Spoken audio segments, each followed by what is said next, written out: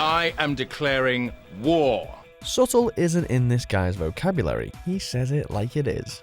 Welcome to Watch Mojo UK, and today we're counting down the best of Chris Morris. Before we begin, if you enjoyed this video, be sure to subscribe for more great content.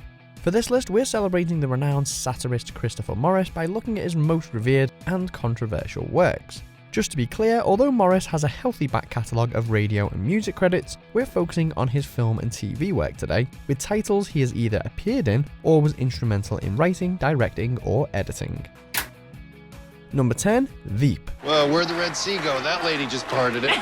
It may seem strange for Morris to be involved in an American TV series, but the foundations of Veep lay surprisingly close to home. It was an accident, okay? Much like when Bigfoot got your mom pregnant, resulting in you. Based on the British sitcom The Thick of It, which features a potty-mouthed Peter Capaldi, it's lathered in political humour. Number one, what are we going to do about it? Number two, why am I telling you this news? And number three, would you please hang up the phone because I'm the Vice President of the United States and I have something to say. Morris is credited with directing several of the show's episodes, of which are penned by his former collaborator Armando Iannucci. As a result, a familiar comedic flair is clearly evident. Please, Mike. You're talking about a boat? Really? Number 9, Stewart Lee's comedy vehicle. Is it only me, or do you ever stop amazed when you remember that Boris Johnson is an actual mayor? A diverse, intelligent series fronted by comedian Stewart Lee and featuring a mishmash of stand-up, sketches and shorts, Morris was brought onto Comedy Vehicle as a script editor. I want to pick up this idea about satire being something when there's animals in it. Right. Can I ask you some yes or no questions? Yes. A Kleenex box with a shrew in it. Satire? No. A wolf with a duck in it. Yep. He also features as the show's famed interrogator from Series 3 onwards, a character that dissects Lee's comedy and quizzes him about it. His left-field, often surreal gags can clearly be detected throughout the series, and his scenes with Lee are gold. George Clooney's blood vein with a baby swordfish. Yes, that is satirical. Is it? That is satirical, Is it? definitely, yeah. Number 8, I'm Alan Partridge. You are a big posh sod with plums in your mouth. For someone who routinely throws conformism out the window, Morris is pretty good at playing it straight. Nice. Thought that'd fill you. Case in point, this little cameo in Steve Coogan's Alan Partridge series. Ill-founded, they were deeply ignorant, they showed a complete lack of understanding of modern agricultural methods, and simply served to highlight the sort of intense stupidity that farmers encounter from armchair pundits who forget to think before they open their mouth. Appearing on Partridge's radio show to discuss offensive comments made by the host, Morris plays the leader of the local farmers' union, with a few choice words for the DJ. Alan, I don't have donkeys, and even if I did, I wouldn't feed them chips. This is exactly the sort of rubbish you came up with the other day when you talked about putting a spine in a bap. As always, Partridge pokes and prods and further enrages his guest, and Morris is brimming with articulate retorts to put the guy in his place. All right, well, perhaps you can tell me what's wrong with feeding beef burgers to swans. Oh, what? Well, if you fill a swan's stomach up with beef burgers, it's full of fat, it'll float better. That's why we do it. Really? No, you complete cretin. Number 7, 4 Lions. What's with the gun? Proper replica, man. What for? Action, man? His first foray into feature-length films, but one that earned him a BAFTA.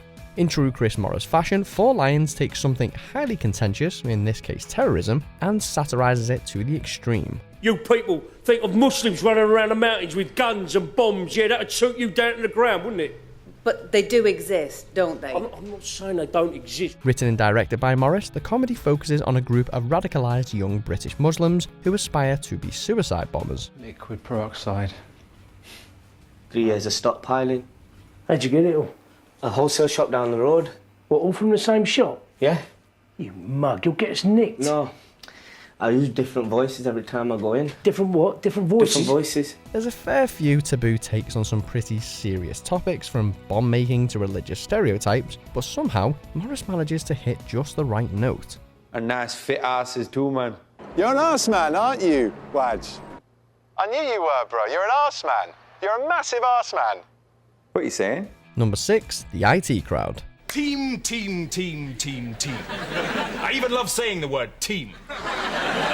You probably think that's a picture of my family. It's the A-Team.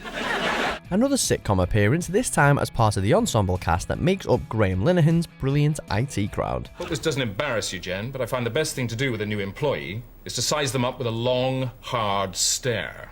Playing the office bigwig and head of Renham Industries, Morris's Denham Renham is loudmouthed, overdriven, and a little bit psychotic. I cycle to work every day, 70 miles! Both here and here are as red as a fire engine. Constantly giving his employees a hard time and struggling to understand office etiquette or how computers work, he steals each and every scene he's in. She reminded me of me at her age. I mean, when I was her age, she reminded me of her age.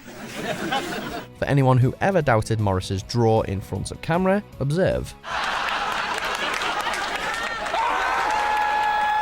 Number 5, My Wrongs 8245-8249 and 117.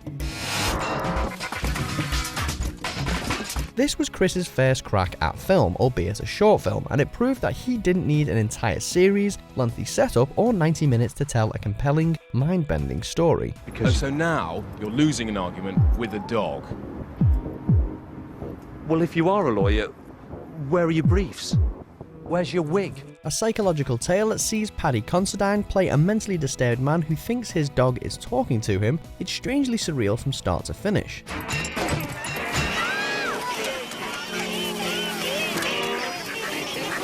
Winning a BAFTA award for his efforts, Morris wrote, directed, and even lent his voice to the short's devious Doberman. Tell them my mother is a whore, and the priest fiddles with children.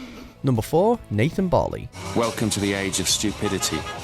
Hail the rise of the idiots. The epitome of a show ahead of its time, Nathan Barley took the mick out of hipsters before they even knew they were hipsters. 15 Peter 20 is a tadpole. Give him a punch in the cock from me. Then burn down his gallery and blow the ashes off his arse with a trumpet. A collaboration between Morris and Charlie Brooker, it critiqued the creeping influence of the internet and numerous fashion and social trends. What the f*** is that? It's a beer gourd, actually. It's part of the analog brewing process, helps to maintain the flavour's lucidity. This place is really well known for them, if you didn't know that. Serving up spot-on observational humour, which would only really strike a chord with viewers years later, it starred the likes of Julian Barrett, Richard Ayoade, Ben Whishaw, and Noel Fielding.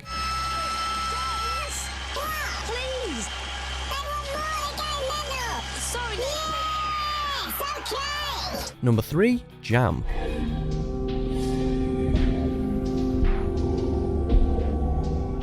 Jam took things to another level. It turned dark, disturbing sketch comedy up to 11, and then kept going. Did I say boiler on the phone? Yeah. Oh, I'm sorry, I meant baby. Baby? Yes, please. You see, the doctor won't do anything. He said he's dead or something, but I know he can be mended. I'm sure he can. Based on the radio series Blue Jam, which Morris created a few years earlier, everything about the show was unsettling. From its humorous yet highly controversial routines, to the fact that some of the sketches feature unnerving overdubbed audio from the original radio show. God, I want the change. What do you think the gun's for?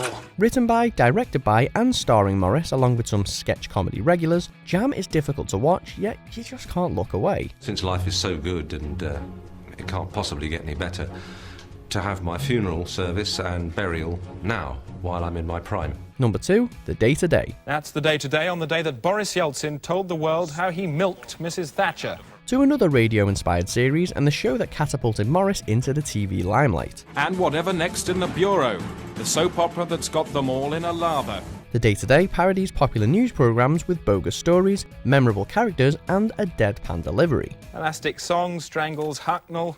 The Daily Telegraph and other broadsheets feature tabs here down the side for ease of turning the pages. Morris was just one of many genius minds involved in its creation, but he helped bring numerous news correspondents to life and, as the show's key anchor, served up some of the biggest laughs, seamlessly linking to different segments and presenters, such as Collaterally Sisters and, of course, Coogan's Alan Partridge. That's it. That's the day-to-day on the day the world learned that Cliff Richard is pregnant. Number 1, Brass Eye.